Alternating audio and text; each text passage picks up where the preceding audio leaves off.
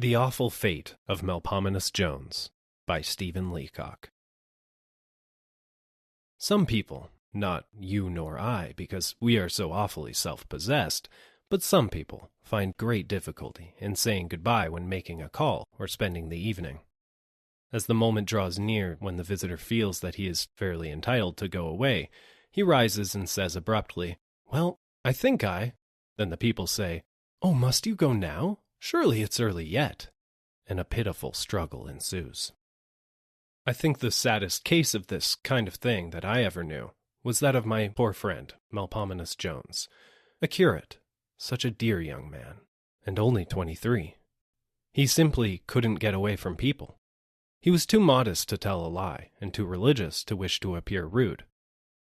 Now it happened that he went to call on some friends of his on the very first afternoon of his summer vacation. The next 6 weeks were entirely his own, absolutely nothing to do. He chatted a while, drank 2 cups of tea, then braced himself for the effort and said suddenly, "Well, I think I—" But the lady of the house said, "Oh no, Mr. Jones, can't you really stay a little longer?" Jones was always truthful.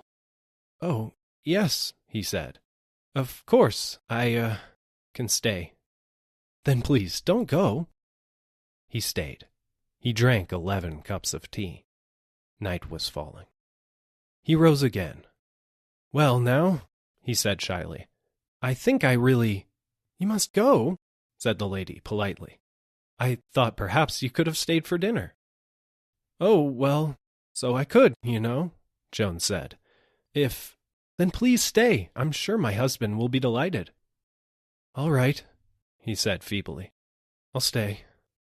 And he sank back into his chair, just full of tea and miserable. Papa came home. They had dinner. All through the meal, Jones sat, planning to leave at 8:30. All the family wondered whether Mr. Jones was stupid and sulky, or only stupid. After dinner, Mama undertook to draw him out, and showed him photographs. She showed him all the family museum, several gross of them, photos of Papa's uncle and his wife, and Mama's brother and his little boy, an awfully interesting photo of Papa's uncle's friend in his Bengal uniform, an awfully well-taken photo of Papa's grandfather's partner's dog, and an awfully wicked one of Papa as the devil for a fancy dress ball. At 8:30, Jones had examined 71 photographs. There were about 69 more that he hadn't. Jones rose. "I must say good night now," he pleaded. "Say good night," they said. "Why, it's only 8:30. Have you anything to do?"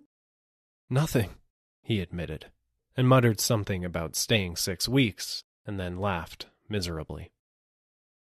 Just then, it turned out that the favorite child of the family, such a dear little romp, had hidden Mr. Jones's hat. So Papa said that he must stay, and invited him to a pipe and a chat. Papa had the pipe, and gave Jones the chat, and still he stayed. Every moment he meant to take the plunge, but couldn't. Then Papa began to get very tired of Jones, and fidgeted, and finally said, with jocular irony, that Jones had better stay all night. They could give him a shakedown.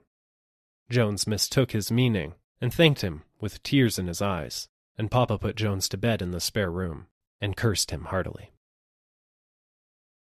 After breakfast next day, Papa went off to work in the city, and left Jones playing with the baby, broken-hearted. His nerve was utterly gone.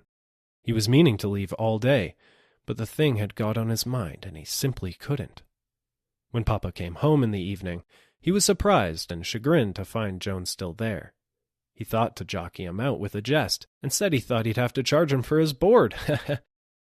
The unhappy young man stared wildly for a moment, then wrung Papa's hand, paid him a month's board in advance, and broke down and sobbed like a child. In the days that followed, he was moody and unapproachable. He lived, of course, entirely in the drawing-room, and the lack of air and exercise began to tell sadly on his health. He passed his time in drinking tea and looking at the photographs. He would stand for hours gazing at the photographs of Papa's uncle's friend in his Bengal uniform, talking to it, sometimes swearing bitterly at it. His mind was visibly failing. At length the crash came. They hurried him upstairs in a raging delirium of fever. The illness that followed was terrible. He recognized no one, not even Papa's uncle's friend in his Bengal uniform. At times he would start up from his bed and shriek, "Well, I think I—" and then fall back upon the pillow with a horrible laugh. Then again he would leap up and cry, "Another cup of tea and more photographs! More photographs! Ha ha!"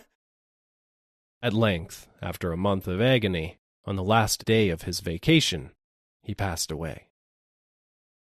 They say that when the last moment came, he sat up in bed with a beautiful smile of confidence playing upon his face and said, "Well, the angels are calling me. I'm afraid I really must go now. Good afternoon." And the rushing of his spirit from its prison house was as rapid as a hunted cat passing over a garden fence.